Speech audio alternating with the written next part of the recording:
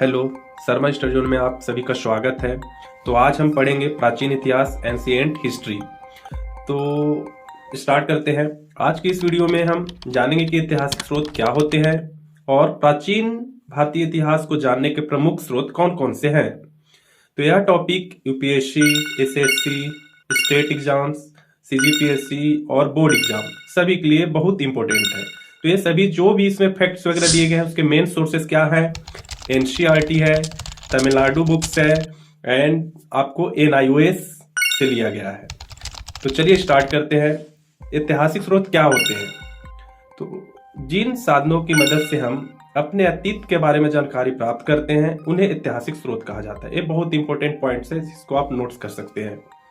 Next point देखते हैं। मनुष्य को अपने अतीत को जानने की जिज्ञासा प्राचीन काल से ही रही है और इसी जिज्ञासा से इतिहास का विकास हुआ है। चलिए मेन पॉइंट्स पे आते हैं। प्राचीन भारतीय इतिहास को जानने के प्रमुख स्रोत कौन कौन से हैं? तो प्राचीन भारतीय इतिहास के स्रोत को 3 भागों में बांटा गया है। फर्स्ट है पुरातात्विक स्रोत, सेकेंड है साहित्यिक स्रोत एंड थर्ड है विदेशी यात्रियों का विवरण। इनमें सबसे अधिक विश्वसनीय और प्रमाणिक स्रोत पुरातात्विक स्रोत माने जाते हैं। तो ध्यान रखेंगे इसमें जितने भी ये तीनों पढ़े, पुरातात्विक स्रोत, साहित्यिक स्रोत, विदेशी यात्रियों का विवरण, इनमें से सबसे ज्यादा जो विश्वसनीय और प्रमाणिक स्रोत देता है वो कौन सा है? पुरातात्विक स्रोत। चलिए तो हम अब आगे चलते हैं। पुरातात्विक स्रोत क्या है? पुरातात्विक स्रोत वे भौतिक प्रमाण होते हैं जो हमें उत्खनन यानी खुदाई के माध्यम से प्राप्त होते हैं। ये स्रोत कल्पना पर नहीं बल्कि वास्तविक वस्तुओं और अवशेषों पर आधारित होते हैं। इस चीज को नोट कर सकते हैं भाई, क्या कि बल्कि ये वास्तविक वस्तुओं और अवशेषों पर आधारित होते हैं, इसलिए इतिहास के अंदर में इनका बहुत अधिक महत्व है। तो अब नेक्स्ट देखते हैं पुरातात्विक स्रोतों में जो मेन इंपोर्टेंट्स होंगे उसको देखते हैं। तो पुरातात्विक स्रोतों के अंतर्गत आते हैं अभिलेख, सिक्के, स्मारक, स्तूप, मंदिर, भवन, मूर्तियां, चित्रकला, औजार, बर्तन और आभूषण। इन स्रोतों का अध्ययन करने वाले व्यक्ति को ही क्या बोलते हैं? पुरातात्विद, आर्कियोलॉजिस्ट कहा जाता है। तो इस सब चीज पॉइंट को आप नोट डाउन कर सकते हैं।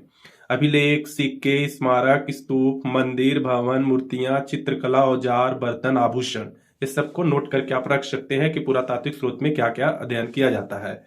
तो अब नेक्स्ट पॉइंट देखते हैं उत्खनन और पुरातात्विद। जब भूमि की खुदाई करके प्राचीन वस्तुएं निकाली जाती हैं तो इस प्रक्रिया को ही उत्खनन कहा जाता है। उत्खनन से प्राप्त अवशेषों का अध्ययन करके पुरातात्विद यह पता लगाते हैं कि वह अवशेष किस काल के हैं और उनका ऐतिहासिक महत्व क्या है। तो अब नेक्स्ट पॉइंट हम देखते हैं भौतिक अवशेष और उनका महत्व क्या है। पुरातात्विक स्रोतों में भौतिक अवशेषों का विशेष स्थान है। इस चीज को नोट डाउन कर सकते हैं आप। इनमें शामिल हैं ईंटों से बनी इमारतों के अवशेष, घर, महल, स्तूप और मंदिर, दैनिक उपयोग के बर्तन, औजार और हथियार, मूर्तियां भी हैं, मानव और पशु अवशेष। इनसे हमें प्राचीन काल की जीवन शैली, खान पान, पहनावा, धर्म, समाज और संस्कृति की जानकारी मिलती है। अब देखते हैं हम आगे की ओर बढ़ते हैं। नष्ट हो जाने वाली वस्तुएं, लकड़ी, कपड़े और मिट्टी से बनी वस्तुएं बहुत कम मात्रा में मिलती हैं क्योंकि समय और जलवायु परिवर्तन के कारण वे नष्ट हो जाती हैं। इसलिए हमें रिटर्न नहीं मिलता है। वो क्या हो जाता है? वो समय और जलवायु परिवर्तन के कारण उसी में मिक्स होकर वो नष्ट हो जाता है। शिल्प कला और व्यापार की जानकारी। पुरातात्विक अवशेषों से यह भी पता चलता है कि प्राचीन भारत में शिल्प कला अत्यंत विकसित था। याद रखिएगा इस चीज को, शिल्प कला क्या था? अत्यंत विकसित था। मिट्टी के बर्तन, कांच के पात्र, धातु के औजार, आभूषण, इनसे यह सिद्ध होता है कि उस समय आंतरिक और बाह्य व्यापार दोनों प्रचलित थे। तो इससे रिलेटेड हम कुछ देखते हैं। जो अरिकामेडु जो कहाँ पे उपस्थित है? पुडुचेरी में है। तो बहुत ज्यादा इंपॉर्टेंट है, इस चीज को ध्यान रखिएगा। जो अरिकामेडु रोमन व्यापार का प्रमाण देता है। अब बात करते हैं एक महत्वपूर्ण स्थल की, अरिकामेडु जो कि पुडुचेरी में स्थित है। प्राचीन भारत एक प्रसिद्ध बंदरगाह था। यह स्थल लगभग 2200 से 1900 वर्ष पुराना माना जाता है। यहाँ से मिले प्रमाण रोमन के सिक्के, कांच के बर्तन, शराब या तरल पदार्थ रखने का पात्र, रोमन शैली की वस्तुएं, वस्त्र, रंगाई से जुड़े अवशेष। इनसे यह स्पष्ट होता है कि भारत का रोमन साम्राज्य से व्यापारिक संबंध था। इस चीज को ध्यान रखेंगे आप।